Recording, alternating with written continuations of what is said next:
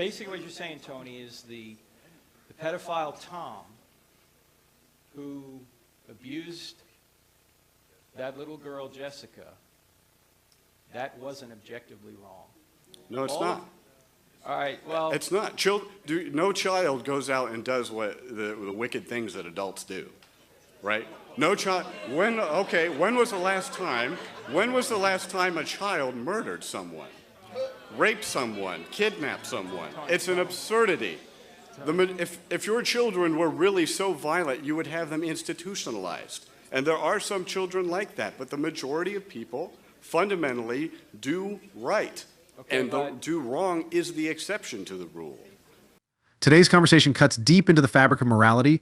Is anything truly wrong if there's no divine law to dictate it? This isn't just a debate, it's a painful exploration of the darkest corners of human behavior.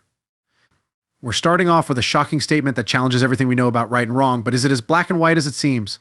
Join us as we unravel the complex layers of moral philosophy, engage with challenging viewpoints, and confront the uncomfortable questions that might just shake the foundation of your moral compass. Do you believe that it is possible to live a meaningful life without a belief in a God? Sure, but it'd be subjective meaning, wouldn't be objective meaning. What do you mean? Well, objective meaning is grounded in the nature of God, his purposes. If we all just die and become worm food, there's no ultimate meaning. Well, that doesn't diminish the meaning of my life at all. It's true that as you said earlier, we might be wet machines, but my life isn't measured according to that at all. I can live a perfectly meaningful life as this meat robot, even though I don't have that perspective on it. So right, for you personally. But right. If Hitler comes along and he says, Tony, you know, I'd really like to kill you because right. It would make me happy, is he wrong? He might feel that way, but it doesn't matter. I mean, my life is, the words, meaning of your life yeah, is... I know. In other words, though, is his meaning to kill you, if that's how he gets his meaning, is he wrong? It's not a question, it's not a factual question. Well, it is. He may derive meaning in that, right. But... It's just subjective meaning, in other words. It's his own subjective right. meaning against your own subjective meaning.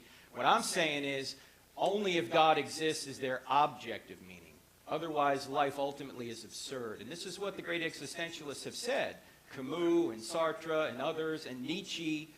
So, yes, you can have your own subjective meaning, just like Hitler can have his own subjective meaning to kill you, and you can have your own subjective meaning to do what you want to do, but it's not objective.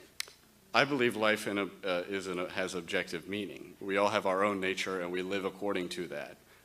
We all work for our own self-satisfaction, but the things, and this is why I mentioned both of my friends, was that they both had similar problems. They both felt hopeless, but they responded in different ways, regardless of their religion.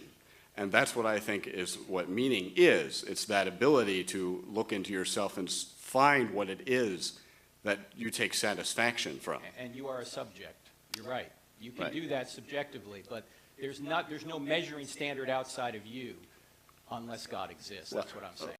While atheism may work for some, I believe most humans deeply desire transcendent meaning that only faith can provide. Purpose derived solely from fleeting earthly pleasures and relationships is ultimately hollow. Without religion, what gives life profound significance and anchors one's moral compass when worldly achievements fail to satisfy?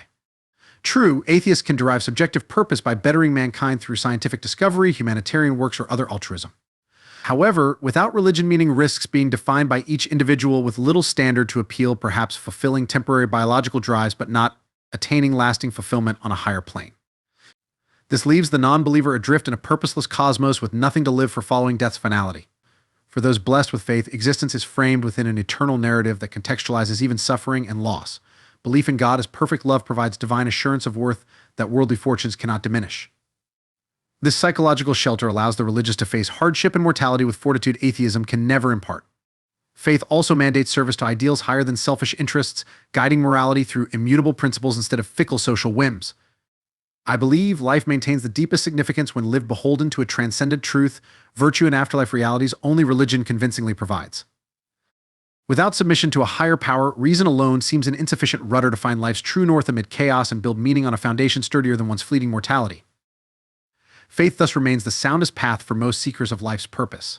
Right. It is entirely, your meaning is entirely dependent on you. And that's why I think that religion, for many people, I think they have the mistaken idea that that's the only way they can get meaning in life.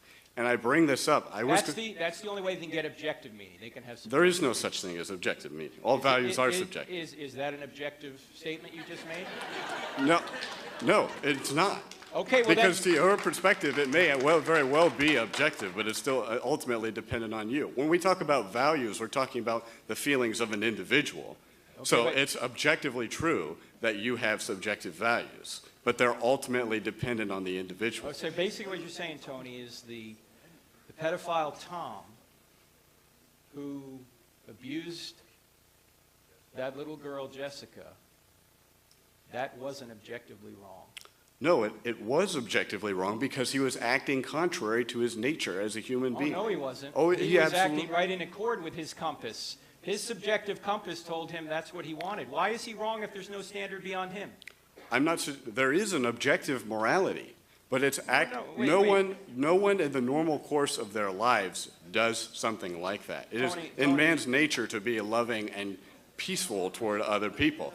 There are exceptions. I know the audience doesn't believe that, but let me demonstrate that. No one in this room has managed to hit each other, in spite that there are many people who are in disagreement. No one's swearing at each other. We all have peaceful nature. Okay. That man was acting contrary to his nature as a human being, and that is why it is immoral. Tony, do you have children? No, I don't. Okay, so you haven't been through the terrible twos. Okay? No, I don't. Okay, so you don't have to tell a child to say mine. You have to teach them to share because our nature is bent toward evil. No, it's not. All right, well. It's not. No child goes out and does what the wicked things that adults do, right? No child. When was the last time a child murdered someone, raped someone, kidnapped someone? It's an absurdity. If your children were really so violent, you would have them institutionalized. And there are some children like that, but the majority of people fundamentally do right. Okay, and do wrong is the exception to the rule. But Tony, and this is the last thing because we got a line behind. I understand. Okay. On one hand, a minute ago you were saying there are no objective values, and now you're telling me that children do right. Now, which is it? They don't always do right. What do you mean by right? As in acting according to their nature.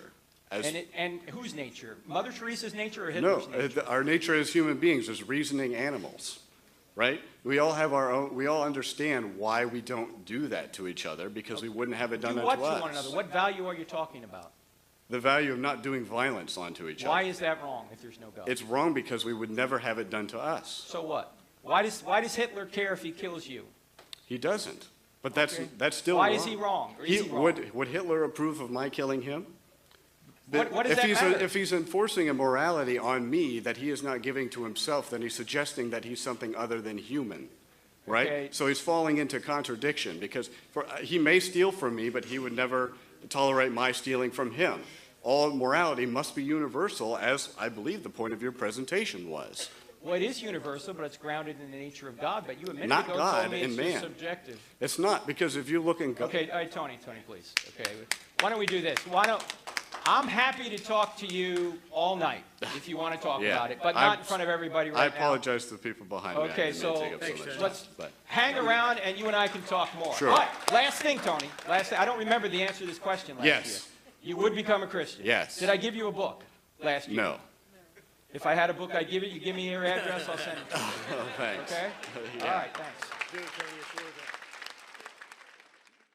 While meaning surely arises partly from within each individual, to claim all values are purely subjective overlooks certain realities.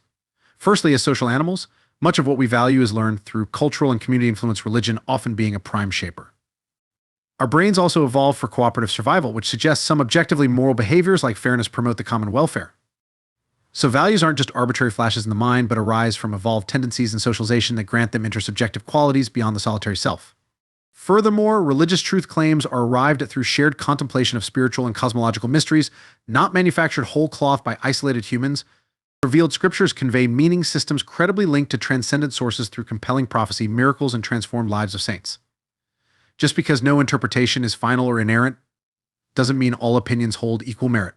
Using reason and experience, certain theological lenses yield more coherent, consistent, and humanly ennobling understandings of reality's purposeful design than less thoughtful views. Moreover, religious life grants meaning through disciplined cultivation of virtues like compassion that lead adherence to selfless service benefiting both individuals and community materially as spirituality is actualized. This gives faith-based values objective grounding in behaviors that build a better world. Finally, how can anti-theists claim subjective consciousness simply ends with death and reduction to rotting cells, a notion most find spiritually bankrupt? Might not open-minded philosophy point instead to continuity of some soul or higher self beyond senses? Atheism dogmatically overreaches in foreclosing debate on this profound mystery.